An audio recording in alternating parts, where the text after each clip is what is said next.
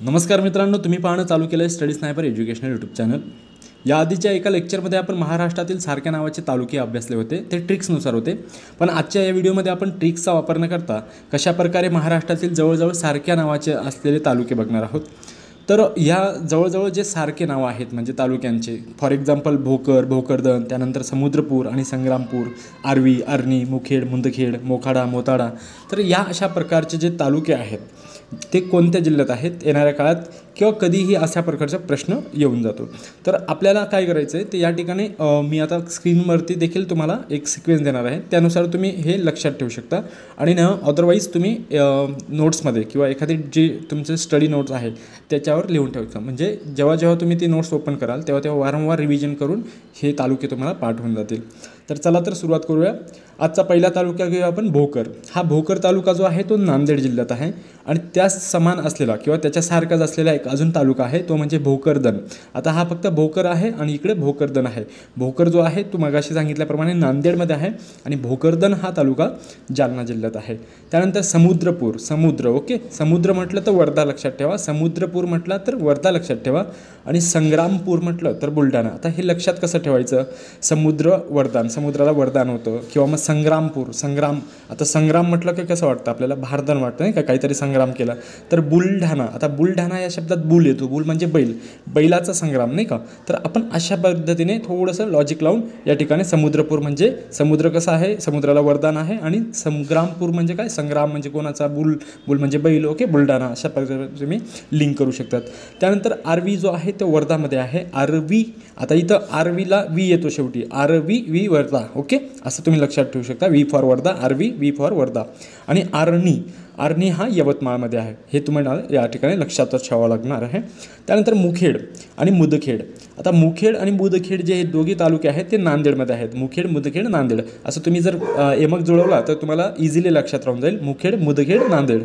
त्यानंतर मोखाडा पालघरमध्ये आहे आणि मोताडा बुलढाणा, सॉरी मी या ठिकाणी ट्रिक्स लिहून ठेवली होती की मला लक्षात राहत नव्हतं की मोखाडा म्हणजे कसं लक्षात ठेवायचं आणि मोताडा कसं लक्षात ठेवायचं।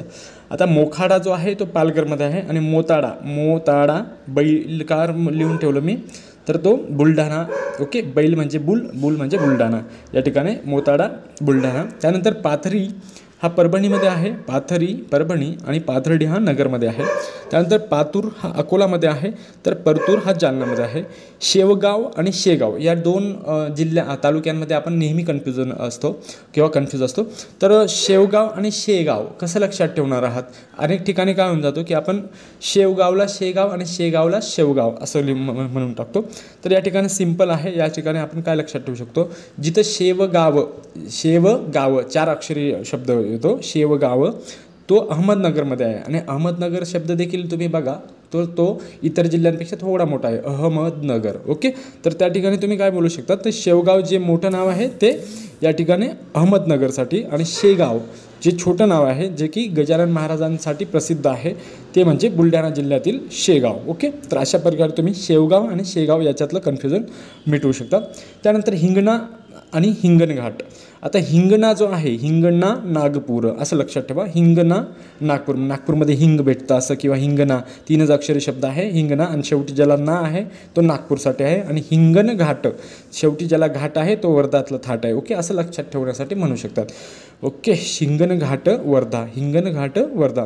त्यानंतर देवळी जो आहे, देवळी आणि देवळा हे 2 सारख्या नावांची तालुके किंवा जवळजवळ सारख्या नावाचे असलेले तालुके आहेत, ती म्हणजे देवळी जो आहे तो वर्धामध्ये आहे, देवळी। आता तुम्ही जर ऑब्झर्वेशन केलं तर वर्धा जिल्ह्यात या ठिकाणी बऱ्यापैकी सिमिलर नाव तुम्हाला लक्षात येतील, तर देवळी जो आहे तो वर्धामध्ये आहे आणि देवळा जो आहे तो नाशिक या जिल्ह्यात आहे, ओके।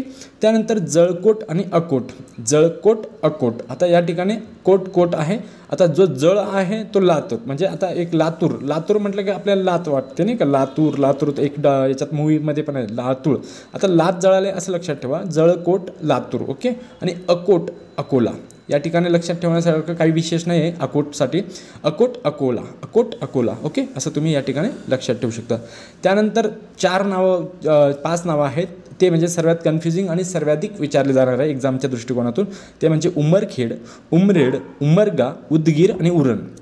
उमरखेड, उमरेड, उमरगा, उदगीर आणि उरण. आता हे कसं लक्षात ठेवणार आहात, याला तुम्हाला पाठांतरच करावं लागणार आहे. हे कसं तर उमरखेड यवतमाळ, उमरखेड यवतमाळ असं रिपीट करत राहा. तुम्हाला वारंवार रिपीट केल्यानंतर लक्षात येऊन जाईल. त्यानंतर उमरेड नागपूर, उमरेड नागपूर, उमरगा उस्मानाबाद, उमरगा उस्मानाबाद.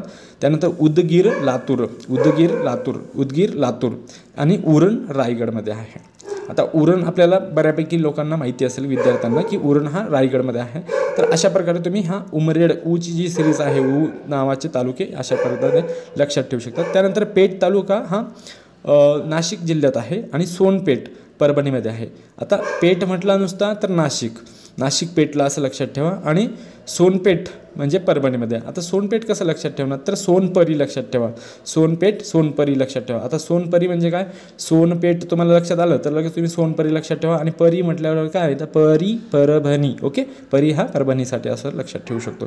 तर मित्रांनो अशा प्रकारे जवळजवळ सारख्या नावाचे तालुके जे आहेत ते आपण या ठिकाणी पूर्ण स्क्रीनशॉटमध्ये किंवा पूर्ण स्क्रीनवरती तुम्हाला दिसत असेल तर त्याचा स्क्रीनशॉट घ्या. व्हिडिओ आवडला असेल तर लाईक करा. तुम्हाला ट्रिक्सनुसार अभ्यास करायला आवडत असेल तर आपल्या प्लेलिस्टवरती जाऊन अनेक प्रकारच्या तुम्ही डोंगर रांगा, त्या ठिकाणी खनिज संपत्ती, महाराष्ट्रातील भूगोल विषयावरतील अनेक या ठिकाणी आपण ट्रिक्स बनवून टाकलेल्या आहेत. तर तुम्ही एकदा नक्की, किंवा तुम्हाला कोकणातील खाड्या लक्षात राहत नसतील तर त्या ठिकाणी कोकणातील खाड्यांवरती एक खूप चांगला व्हिडिओ बनवलेला आहे. ओके, तर त्या सगळे व्हिडिओ तुम्ही बघू शकतात. अद्याप तुम्ही जर चॅनलवरती नवीन असाल, म्हणजे बाय मिस्टेक तुम्ही या चॅनलला व्हिजिट केली असेल आणि फर्स्ट टाईम तुम्ही या ठिकाणी असाल तर कृपया चॅनलला सबस्क्राईब करून ठेवा. आपण नवनवीन MPSC रिलेटेड म्हणजे जो अभ्यासाच्या दृष्टिकोनातून सोप्या पद्धतीने कशा प्रकारे काही गोष्टी लक्षात ठेवायच्या त्या रिगार्डिंग आपण या ठिकाणी ट्रिक्स स्वरूपात विविध व्हिडिओ अपलोड करत असतो. तर तुम्हीसुद्धा आमच्या चॅनलला जॉईन होऊन या ठिकाणी सभासद होऊ शकता. आणि त्यानंतर जर व्हिडिओ आवडला असेल तर लाईक करा.